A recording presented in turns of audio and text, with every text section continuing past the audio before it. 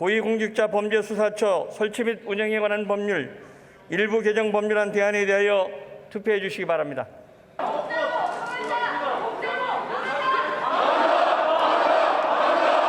투표 결과를 말씀드리겠습니다. 고위공직자 범죄수사처 설치 및 운영에 관한 법률 일부 개정 법률안 대안은 가결되었음을 선포합니다. 오늘 필리버스터와 관련해서 국민의힘 초선 의원 58명 전원이 필리버스터를 하기로 결정했다는 말씀을 드리기 위해서 이 자리에 모였습니다. 지금 여러분들이 작년부터 만들어왔던 이 형사사법제도의 절차는 국민들을 괴롭히고 없는 사람을 피눈물 나게 만드는 법안들입니다. 지금 통과된 법들을 한마디로 표현하자면 저는 닥쳐법 같아요. 공수처 설치 이유와 기능을 생각한다면 원래 야당이 적극적이고 여당이 소극적이어야 하는데 논의가 이상하게 흘러왔다고 문 대통령은 말했습니다.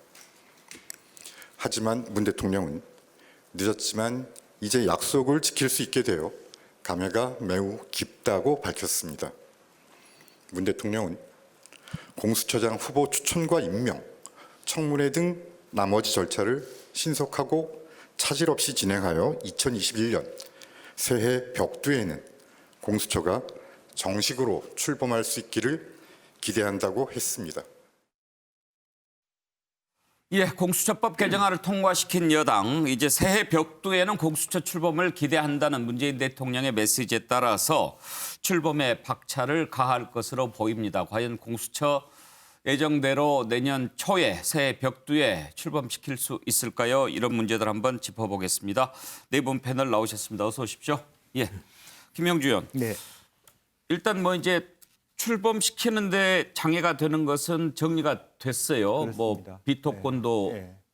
행사하지 못하게 돼 있으니까. 네. 앞으로 남아있는 문제들이 뭐가 좀 있을까요? 오히려 이제 개정 법률안을 통해서 사실은 이제 뭐 수사관들이나 검사라든지 실제 일꾼들을 더 편하게 구할 수 있는 어떤 제도적 장치를 좀 부드럽게 만들었기 때문에 예. 좀 더 속도를 낼 수 있는 부분이고 어쨌든 기본적으로 공수처장이 만들어지면 공수처장이 수사나 검사를 선정할 수 있게 됐기 때문에 굉장히 빠른 시간 내에 할 걸로 예상됩니다. 다만 이제 남아 있는 것은 이제 그 동안에 이제 개정 법률안 속에서 실제로 보면 어떤 검사의 기준들이 최소한 절반 정도는 돼야 되는데 그런 부분들을 공수처 누가 될지 모르겠습니다만 공수처장이 안배를 잘 할 것인지 이제 그런 것들이 아마 야당에서 지켜보는 마지막 말하자면 관전 포인트가 될 것 같습니다.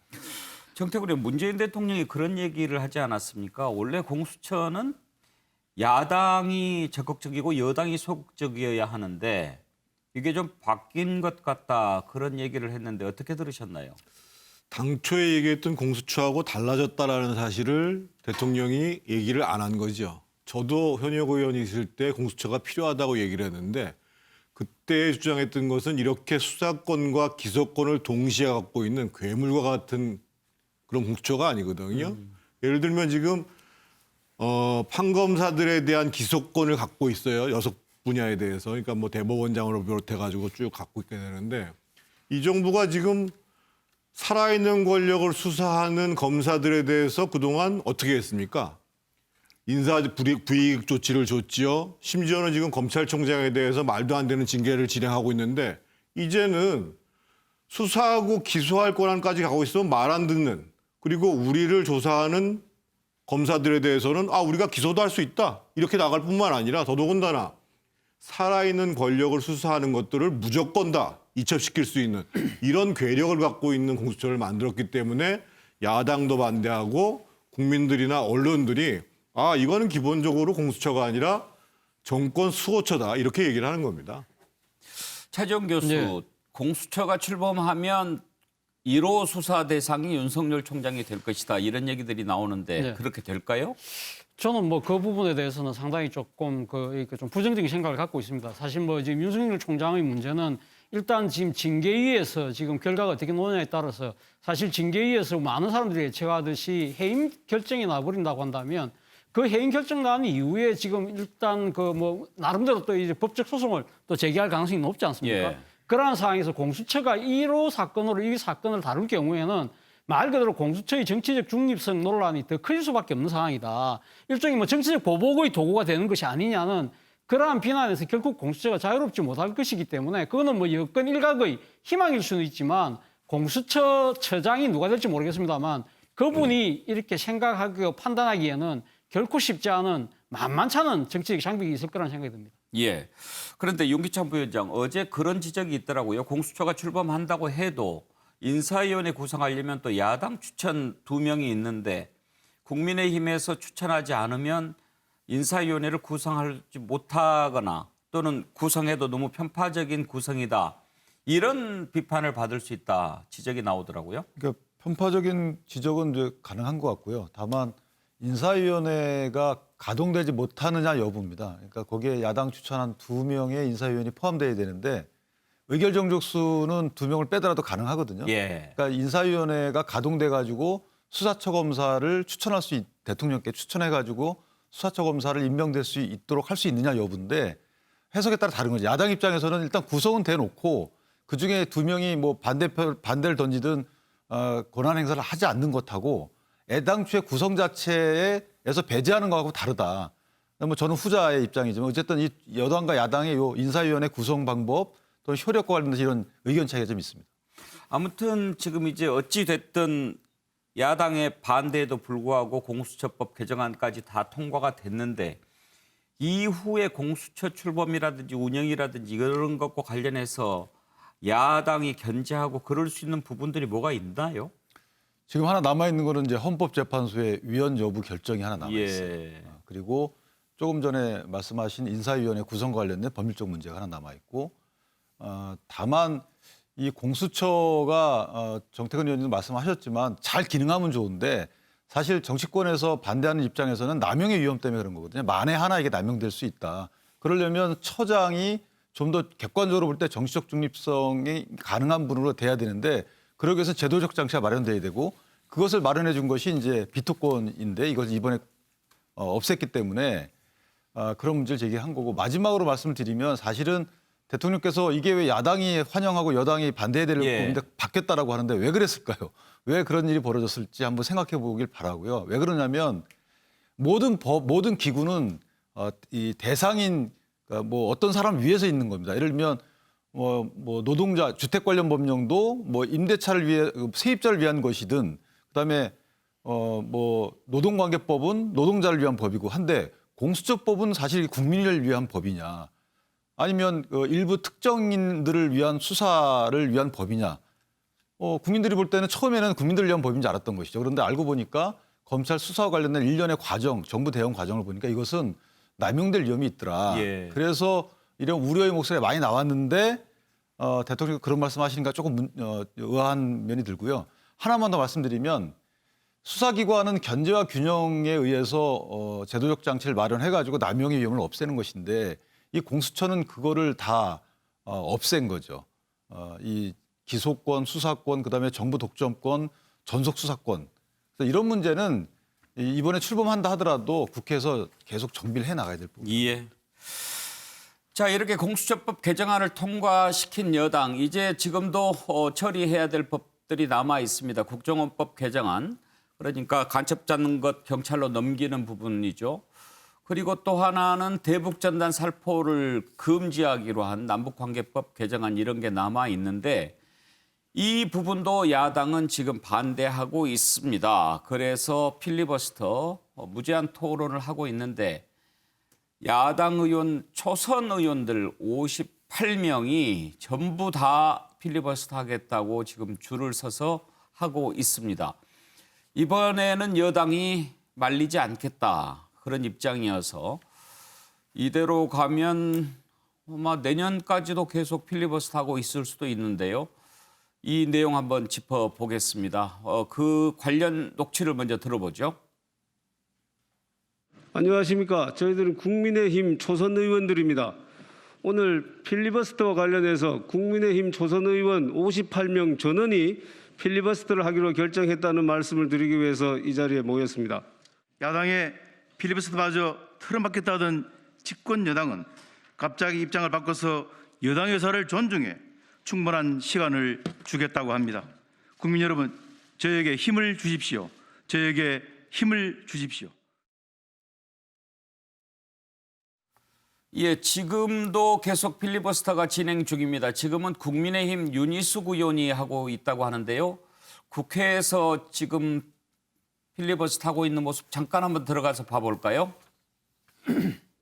그거보다 더 근본적인 부분은 뭐냐면 어떤 변화가 있어도 본인이 그것을 거기에 잘 적응해서 자기 능력을 빨리 끄집어낼 수 있는 능력인 거죠. 무엇을 아느냐가 중요한 게 아니라 어떻게 적응할 것인지에 대한 능력, 이런 것이 훨씬 중요하다는 게 지금 많이들 공유하고 있는 문제입니다. 그럼 그것에 맞춰서 우리 교육을 바꿔야 되는 거죠. 그런 의미에서는 지금 우리는 정지해 있습니다.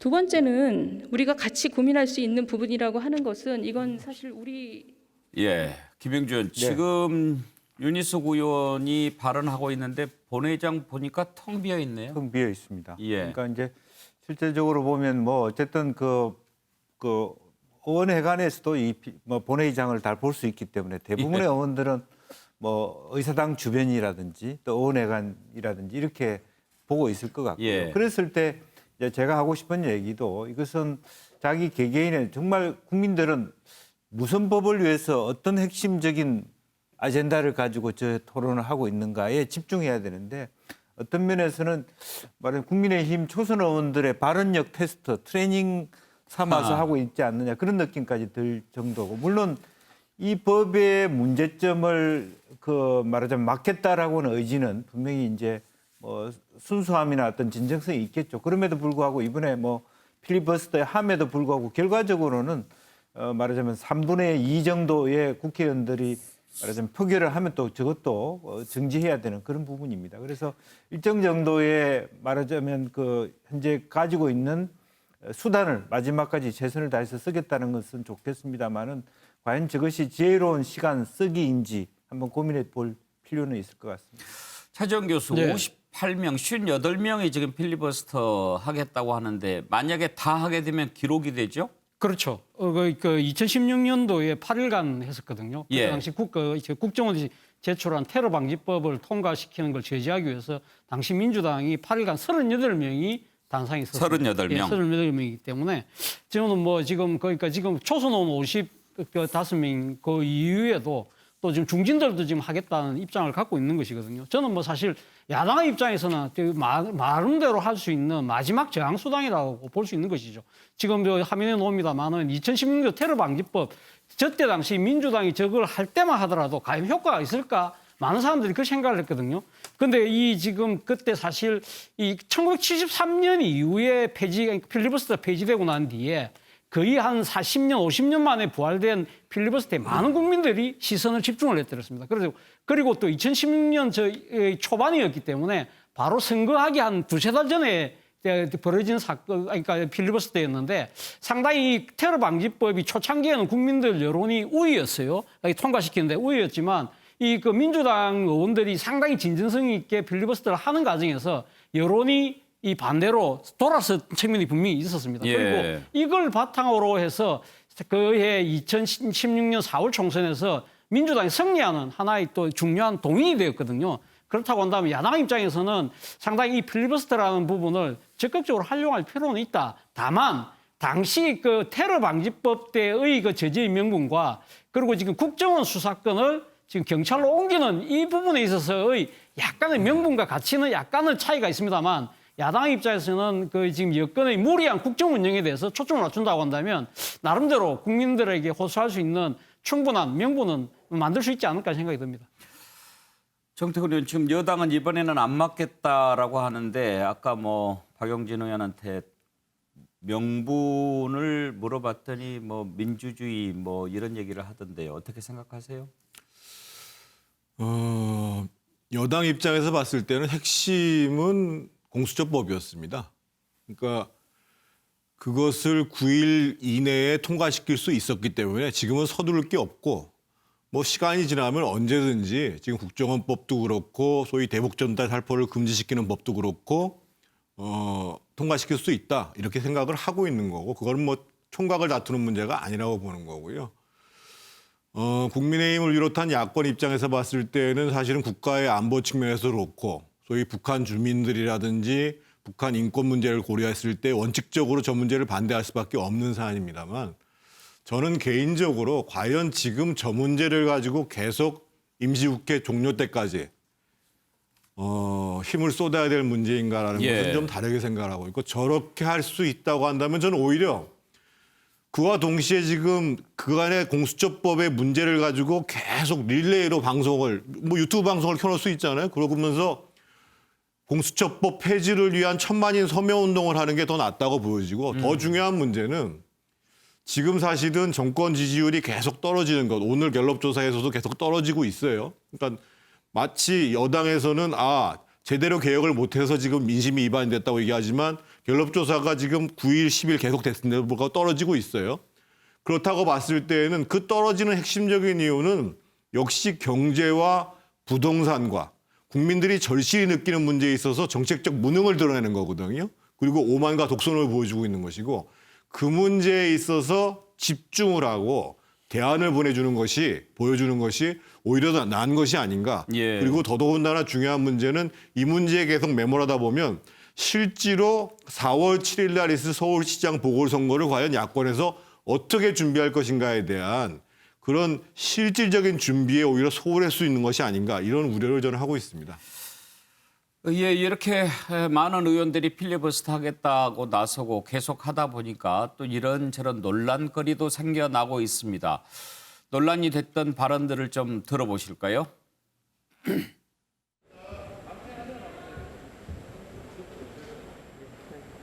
감사합니다.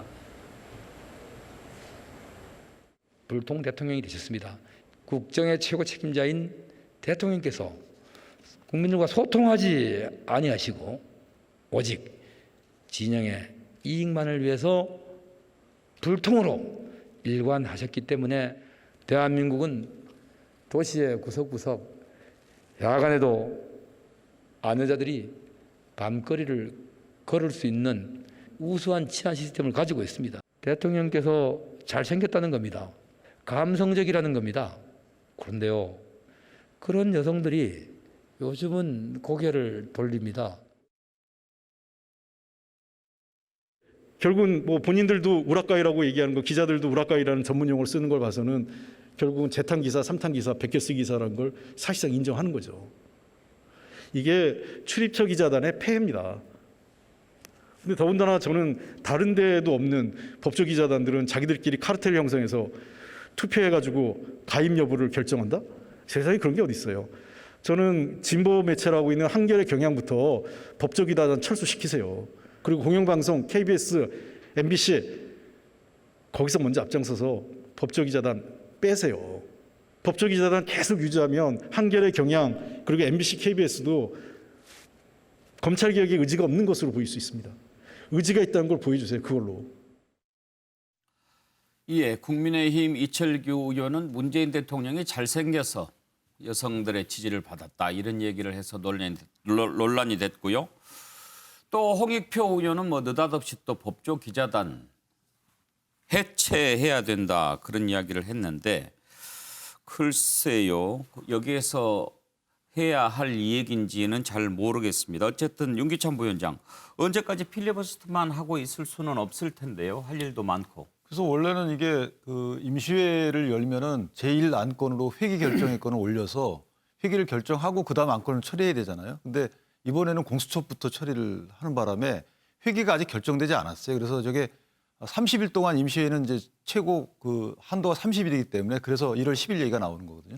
그러니까 민주당 입장에서 보면 회기 결정의 건을 미리 했어야 되는 아쉬움이 하나 있는 거고 또 하나는 필리버스터 하면서 의제와 상관없이 발언을 할 수 있지만 국정원법과 관련돼서 말씀하신 대로 대공수사권 이관 문제도 중요하지만 실제는 경제질서 교란 행위에 대해서는 또 정보 수집할 수 있는 권한을 부여했단 말이죠. 이것은 민간인 사찰로 이루어질 수 있는 사실은 좀 남용의 가능성이 큰 조항입니다. 이거에 대해서 국민께 홍보하는 발언들이 좀 있었으면 좋겠고요. 그래서 제 생각은 의장단의 아마 그 곤란 때문에 더 오랫동안 하기는 어려울 거예요. 지금 국회 부의장이 한 명뿐이 없거든요. 그러면 예전에 그 말씀하신 대테러 방지법의 경우에는 3교대로 돌아갔는데 의장, 부의장 그 세 분이니까.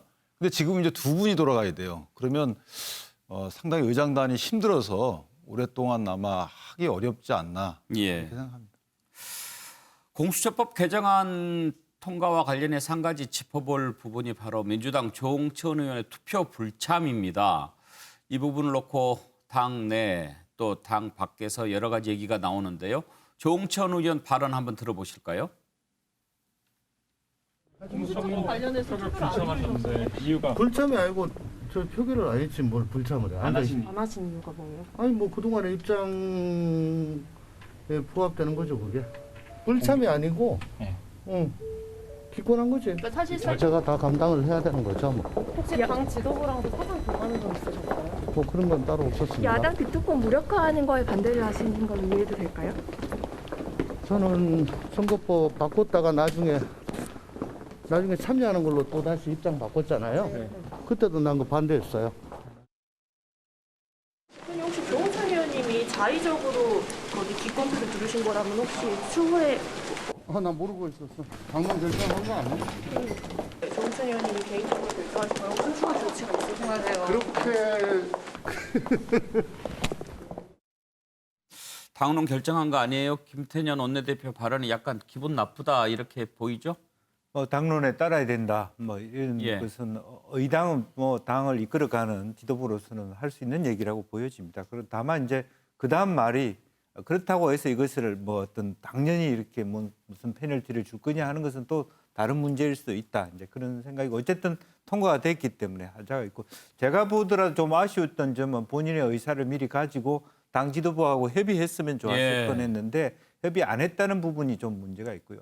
방금 이제 짧은 인터뷰 속에서 나오는 것은 지난번 위성정당 만들 때도 자기 반대했다라고 얘기하는 거예요. 오히려 지난번 원안, 저 개정안이 아닌 원안에서는 표결에 참여하고 찬성했던 걸로 알고 있거든요. 그러니까 굳이 해석을 하자면 그나마도 비특권이 있는 말하자면 공수처 법안은 지지할 수 있는데 비특권마저 주지 않는 개정법률안에 대해서는 본인은 찬성할 수 없다라고 하는 입장을 확인했다. 그렇게 볼 수 있을 것 같습니다. 당론과 위배되는 국회의원의 표결 행위 어떻게 봐야 할까요? 그게 문제가 되는 게 대한민국 정치의 이 수준 낮음을 보여주는 거죠. 그러니까 유럽의 선진의회도 마찬가지고 뭐 미국 의회 같은 경우에도 당론을 정하는 경우는 종종 있긴 해요. 하지만 그것과 다르게 표결을 했다고 해가지고 문제가 되고 뉴스가 되는 경우는 극히 드뭅니다. 왜냐하면 이거는 헌법적 권한이에요. 헌법에 그렇게 표시되어 있어요. 국회의원은 헌법과 양심에 따라서 직무를 수행한다. 내 양심이 이렇게 괴물 공수처가 만들어지는 것, 난 동의할 수 없다라고 해서 표결에 난 불참한다라고 얘기를 하는데 그게 왜 논란이 되냐 말이죠. 지난번에 사실은 그걸 가지고 금태섭 의원을 징계한 것이 정면으로 민주당이 헌법을 위반하는 정당이다라고 스스로 고백하는 거예요. 예. 차지영 교수 아까 필리버스터에서 홍익표 의원 법조 기자단 해체 발언 저는 관련해서 상당히 좀 부적절한 발언이 아닐까 생각이 듭니다. 물론 뭐 홍익표 의원이 지금 현재 법조기자단의 문제를 지적한 부분은 저는 상당히 그 문제의 그 부분은 잘 포착을 했다는 생각이 듭니다. 사실 법조기자단 같은 경우는 상당히 기자단 가입 자체가 결코 쉽지 않은 걸로 알고 있습니다. 그렇기 때문에 기자단 앞서 뭐 화면에도 나왔지만 이 기자단들이 투표를 해서 그러니까 출입 기자를 선정하는 그런 여러 가지 장벽이 있습니다. 장벽이 있기 때문에 어떻게 보면 이 상당히 그러니까 한정된 기자들끼리 이 어떻게 보면 검찰의 논리를 그대로 받아서게 하는 그래서 검찰의 논리를 이게 답습하고 대변하는 그러한 역할을 하는 측면의 잘못된 측면이 분명히 있지만 이러한 부분을 개선하기 위해서는 이 여당 의원이 지금 어떤 특정 언론사의 기자단에서 빠져라 마라를 이야기하기 전에 문제는 이런 검찰과 법조의 공보 시스템을 스스로 바꾸는 노력을 먼저 법조 당국한테 이야기를 할 필요가 있는 것이 아닐까 하는 생각이 듭니다. 예, 다음 이슈로 넘어갈까요?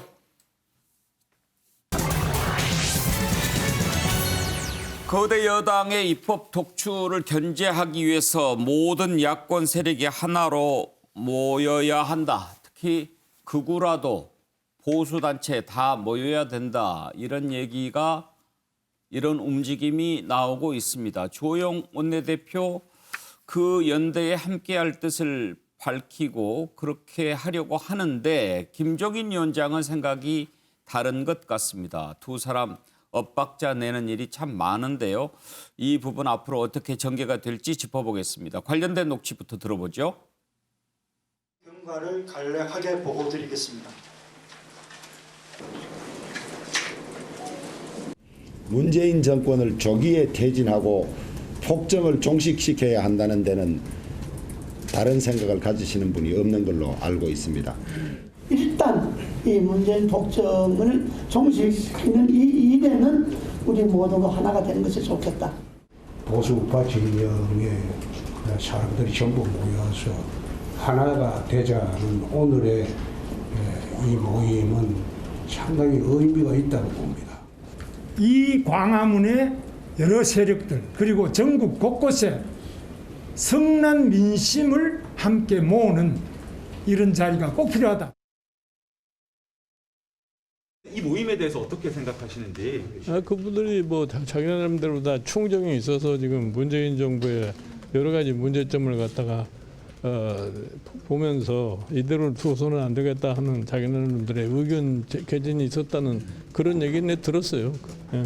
거기서 장외투쟁 이야기도 나왔다는데요. 근데 당은 당이 할 일이 따로 있고 외곽에 있는 시민단체는 시민단체 나름대로 할 일이 따로 있기 때문에 그걸 우리가 혼돈해가지고서 할 수는 없어요.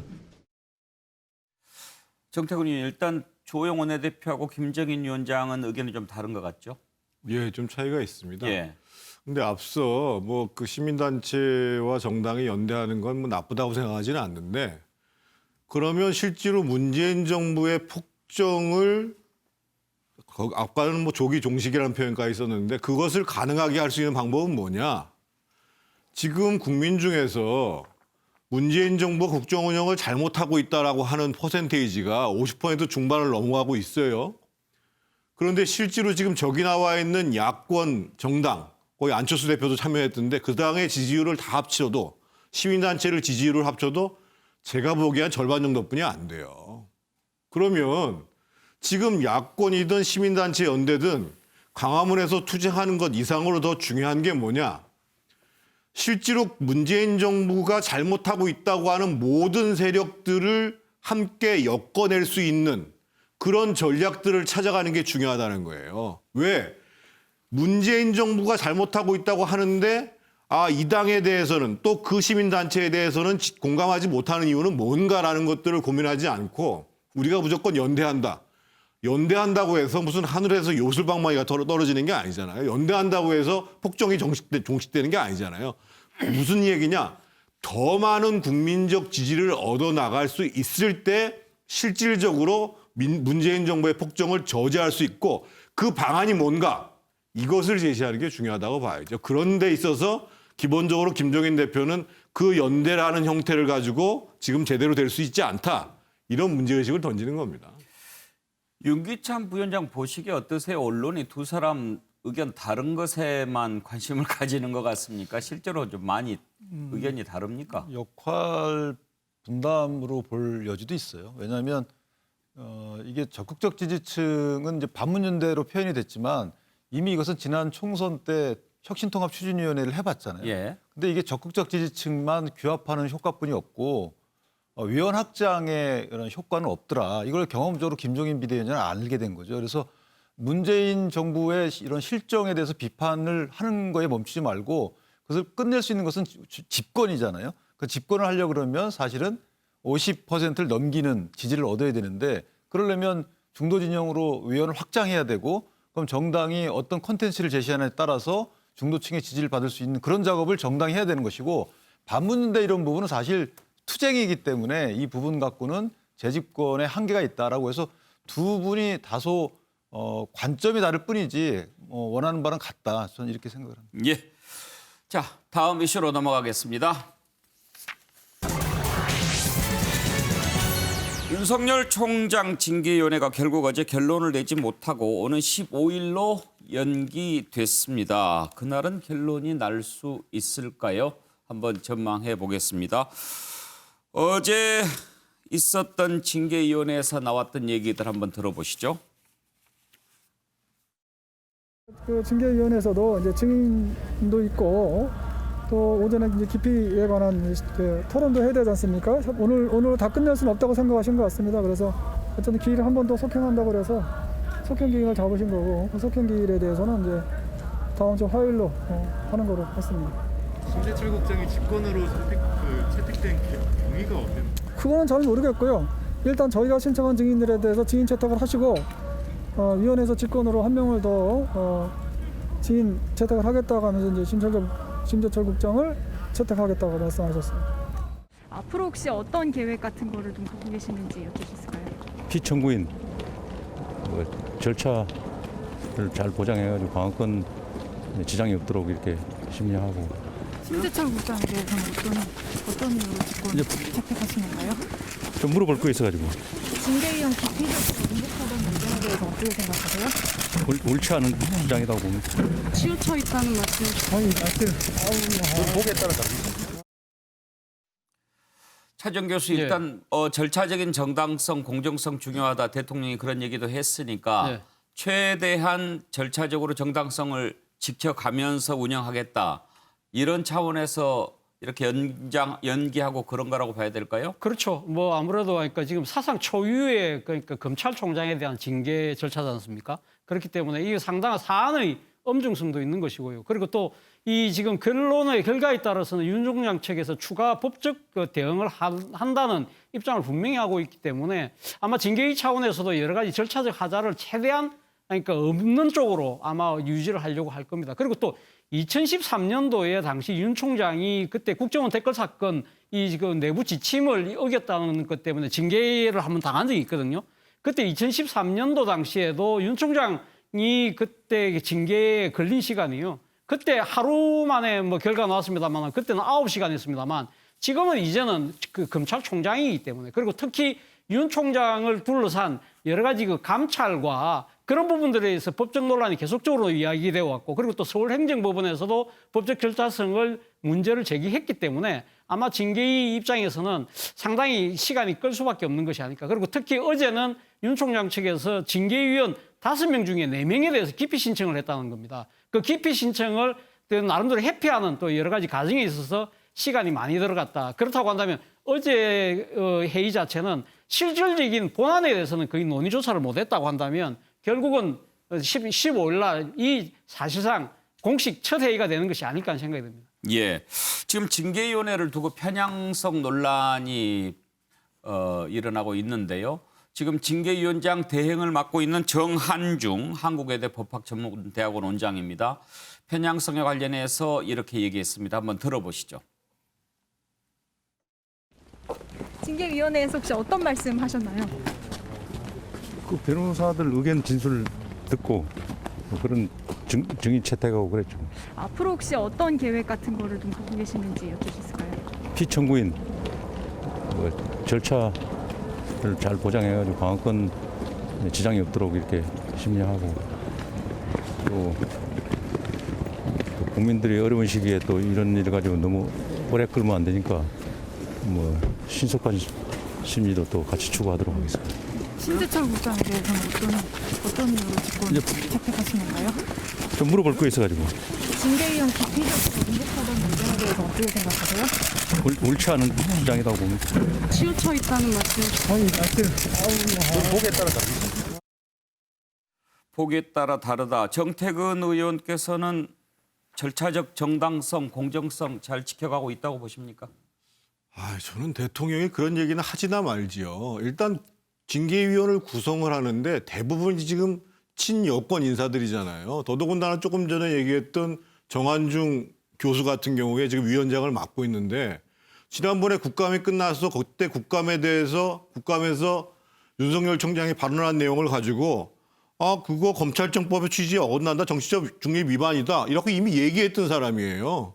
그리고 안진이라고 하는 교수 그분 민주당 공천심사위원 했던 사람이에요. 아니 심사위원 전체를 소위 지금 현 정부와 친여권에 가까운 사람을 구성해 놓고 그러면서 무슨 절차적 정당성, 뭐 공정성 그런 얘기를 앞에서 얘기를 하는 것 자체가 저는 좀 기가 막히다고 보여지는 것이고요.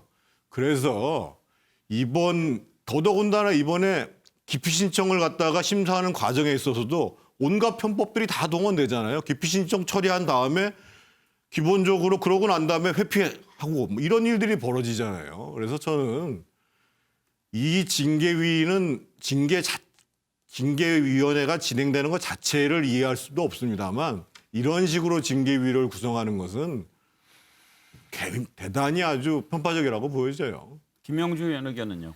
사실은 이제 그 징계위원회하고 재판하고 같은 수준으로 볼 것이냐. 다만 이제 피청구인에 대한 어떤 자기 반박 권한을 말하자면 유지해주고 보장해준다는 측면이 있지만 그런 의미에서 기피 신청을 위원장 직무대리가 이렇게 기각하는 입장은 보는 입장에 따라 다르다는 의미는 그런 입장인 것 같습니다. 실제로 보면 어떤 문제가 있어서 징계를 받으러 오는 사람이 징계해줄 사람에 대해서 그렇게 평가하는 것이 정당한가라는 문제 제기를 하고 있는 것 같아요. 그런 의미에서 이분들이 정한중 교수라든지 안진 저런 어떤 징계위원 자체가 갖고 있는 이전의 활동 자체를 미리 예견해서 이 사람은 그런 부분이 있기 때문에 예단해서 이렇게 결과를 할 것이다. 그렇게 말하기는 아직 어렵다. 왜냐하면 모든 국민들이나 언론의 어떤 포커싱을 받고 있는 상태이기 때문에 그와 같은 절차적 정당성을 지키지 않은 상태에서 무리하게 밀어붙이기 어렵고 또 실제적으로 보면 그런 의미에서 정인 채택의 부분들을 정확하게 시간을 지키면서 아마 그런 의미에서 15일도 결론을 내지 못할 가능성이 저는 되게 많다. 그런 어떤 정인 신문 과정에서의 철저한 서로 어떤 공격과 방어에 대한 시간들은 길어질 가능성이 있다. 그렇게 보여집니다. 예. 윤기찬 위원장 어제는 뭐 기피 신청도 있고 이래 가지고 9시간 반 했지만 결국은 결론을 못 내고 15일로 연기를 했는데 그날은 결론이 날 수 있을 거라고 보십니까? 저는 15일 날 갖고는 안 될 것 같고요. 한 번 더 할 것 같아요. 15일 날 8명 증인 중에 나온다고 지금 적극적으로 임하는 사람이 한 4-5명 되거든요. 예. 심재철 국장은 제가 볼 때는 나올 것 같고 그러면 그분들 증인 신문만 해도 사실 그날 시간이 다 가고요. 그 뒤에 징계 혐의자의 뭐 진술 들어야 되고 그다음에 이제 소위 평이라 그랬는데 본인들이 의사를 모으는 시간이 있어요. 그것도 제가 볼 때 빠르게 끝나지는 않을 것 같아요. 이게 이제 의결 구조가 뭐 해임이면 해임 정직 이런 것들 동일하게 3명, 4명 이상 나와야지 의결되는 구조가 아니거든요. 예를 들면 해임 2명, 감봉 1명 나왔으면 이것이 다시 하는 게 아니고 그 과반수에 이를 때까지 계속 더 하는 겁니다. 예를 들면 해임 2명, 정직 1명, 감봉 1명 나왔다. 그러면 다시 하는 게 아니고 마지막 과반수에 넘길 때의 그 징계 양정 기준이 그게 징계가 되는 거예요. 그러니까 지금 이제 4명 갖고 하잖아요. 그럼 3명이 찬성을 해야 돼요. 근데 3명 중에 2명이 해임이고 1명이 감봉이다. 그럼 징계는 감봉으로 되는 겁니다. 이 법이 이렇게 돼 있어요. 그렇기 때문에 물론 뭐 이게 서로 다 짜고 해임 다 하자 이렇게 운영은 안 되기 때문에 각자 이제 자기 의견을 밝힌단 말이에요. 그럴 때 1명은 해임, 1명이 정직, 1명이 감봉이다는 감봉이 되는 거기 때문에 이게 4명이 의사정지수 갖고 의결을 하게 되면 굉장히 복잡한 수가 많이 나와요. 그래서 상당히 뭐 징계위원별로 어떤 생각을 갖고 있는지가 징계 양형의 절대적인 것이고 마지막 한 말씀만 드리면 이 법무장관이 징계 청구권자인데 징계를 청구하고 나서 징계위원회가 구성이 사실상 됐어요. 원래는 임기 3명이 있어야 되는데 그중 1명이 사퇴했기 때문에 그때 장관께서 1명을 임명했고 법무차관도 그때 다시 또 들어왔잖아요. 그러다 보니까 검사가 쉽게 말해 기소를 해놓고 재판부까지 구성한 꼴이 돼서 구성 시간적 측면에서 볼 때도 좀 문제가 있지 않나 이런 생각이 듭니다. 자, 그러면 징계는 과연 어떤 징계가 내려질 것인가 이게 제일 궁금한 내용이죠. 정치권에서 여야 의원들이 예상했던 내용 한번 들어보고 우리 패널들의 전망도 함께 들어보겠습니다. 정확하게 예측하는 것 자체가 무리고요. 그렇지만 개인적으로 봤을 때는 판사들에 대한 정보를 대검 차원에서 수집하고 분석했던 것은 굉장히 중대한 사안이라고 저는 생각하고 있습니다. 네. 예, 윤곽근의 구속으로 인해서 그 사유도 굉장히 좀 중한 사유로 분류가 될 가능성이 생겼습니다. 예. 그래서 뭐 중징계 나오지 않을까 이렇게 생각합니다. 결국은 그러면 윤석열 총장 해임은 정해져 있다고 보세요? 저는 지금의 징계위 뭐 15일로 연기했답니다만 요식행위에 불과하다고 보죠. 이미 짜여진 시나리오대로 착착 진행되고 있다. 저는 결과는 정직 아니면 해임으로 나올 것이다. 이렇게 보고 있습니다. 예, 한번 네 분 패널들 전망 한번 들어보겠습니다. 짧게 나는 왜 이렇게 전망한다 얘기를 해주시면 좋겠는데 차재원 교수부터 어떤 징계 나올 것 같습니까? 예, 저는 애초 상당히 경징계를 예정을 했었는데요. 어제 그러니까 지금 기피 신청을 할 때 지금 그러니까 5명의 이제 징계위원 중에 4명에 대해서 기피 신청을 하지 않습니까? 근데 그 기피 신청이 다 기각당했다. 그런 측면에서 봤을 때는 아마 징계위원들 입장에서는 상당히 아마 이런 부분들에 대해서 그러니까 지금 그 이 징계위에 대해서 이 지금 윤석열 총장이 갖고 있는 여러 가지 불신 이러한 부분들 때문에라도 상당히 좀 중징계 쪽으로 기울어질 가능성이 있다. 물론 오늘 정한종 위원장은 언론과 인터뷰에서 나는 법률가이기 때문에 그러니까 법률가 이 그 증거에 따라서 판단할 것이다. 결과는 연연하지 말라고 했지만 지금 여건의 전체적인 분위기도 결국 이 징계위원들한테 상당히 강한 영향력을 미치지 않을까라는 생각이기 때문에 애초의 생각과는 달리 아마 중징계가 될 가능성이 높지 않을까라는 생각을 조심스럽게 해봅니다. 김영주 의원께서는요. 저도 아마 이제 뭐 구성을 뭐 생각해 보면 뭐 3명 정도면 2명 해임, 1명 정직 이런 정도에서 결과적으로 아까 윤기천 변호사 얘기한 것처럼 정직 정도 수준의 말하자면 중징계가 될 가능성이 많다. 지금 현재의 말하자면 구성 자체가 아무리 뭐 예단할 수 없다 하더라도 기본적으로는 중징계를 하기 위한 수순이다. 그렇게 봐야 될 것 같습니다. 정태근 의원. 저는 이미 이렇게 무리한 징계를 추진한다는 것은 중징계를 한다는 것이고 중징계도 사실은 정직 1개월부터 6개월까지도 굉장히 중징계거든요. 그런데 정직을 하게 되면 사실은 검찰총장을 새로 임명하지 못해요. 그리고 그 사이에 그 윤석열 총장이 이거 징계 무효 소송을 냈는데 그 결과가 나올지도 몰라요. 그래서 오히려 저는 이제까지의 의도를 본다 그러면 그 소위 지금 정한중 위원장이 갖고 있었던 정치적 중립을 위한 거라고 본다라고 해가지고 저는 해임으로 몰고 갈 거라고 봅니다. 해임. 윤기찬 부위원장.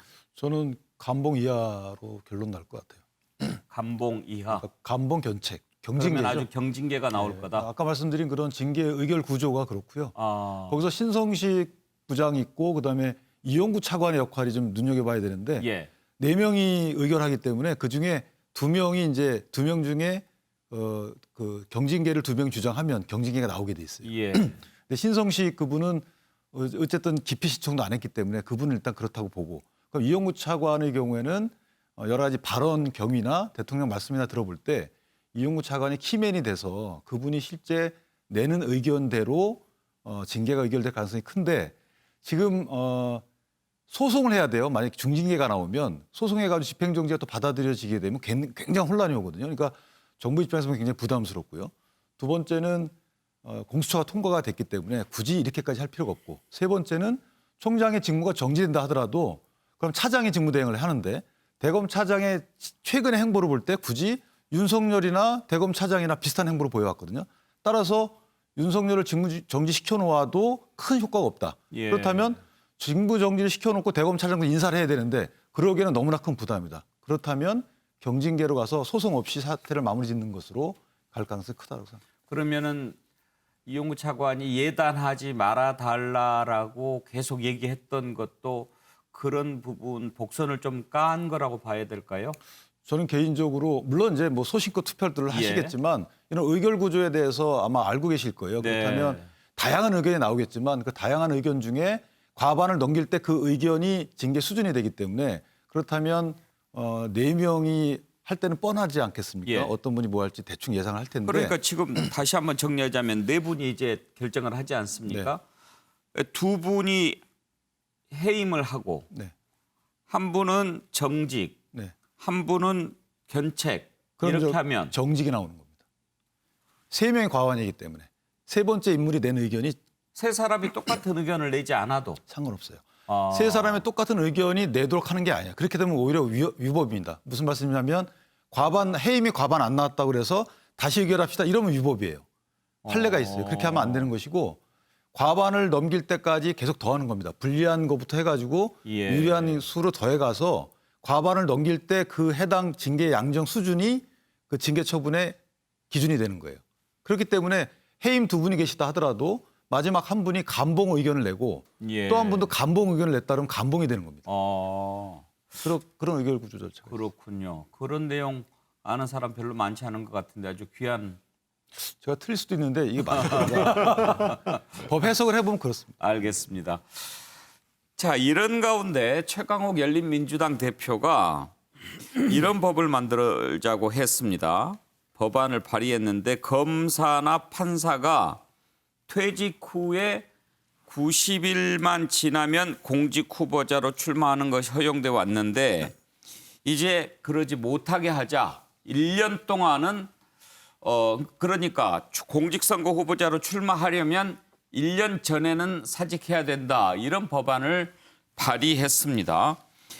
얼른 생각하기에는 윤석열 총장 지금 대선 지지율 1위인데 그러려면 1년 전에 그만둬야 된다. 이런 내용 발의한 건가 그런 생각 드는데 본인은 그 뜻은 아니다라고 얘기했습니다. 관련된 녹취가 좀 있습니까? 검찰 조직의 정치적 이해관계에 따라 선별적으로 이루어지는 수사와 기소는 그 자체가 정치 행위입니다. 이제 이들은 국민의 검찰이 아닌 검찰당으로 전락하고 있습니다. 검찰 정치를 끊어내고 사법 신뢰를 회복하기 위해 나아가 맡은 소임을 다하고자 묵묵히 일하는 일선 검사와 법관의 직업적 긍지와 자부심을 지켜주기 위해서라도 정치인을 꿈꾸는 검사와 법관이 퇴직 후 1년 동안 공직 후보자로 출마하는 것을 제한함으로써 수사 및 사법 절차의 공정성과 정치적 중립성을 높이는 계기로 삼고자 합니다.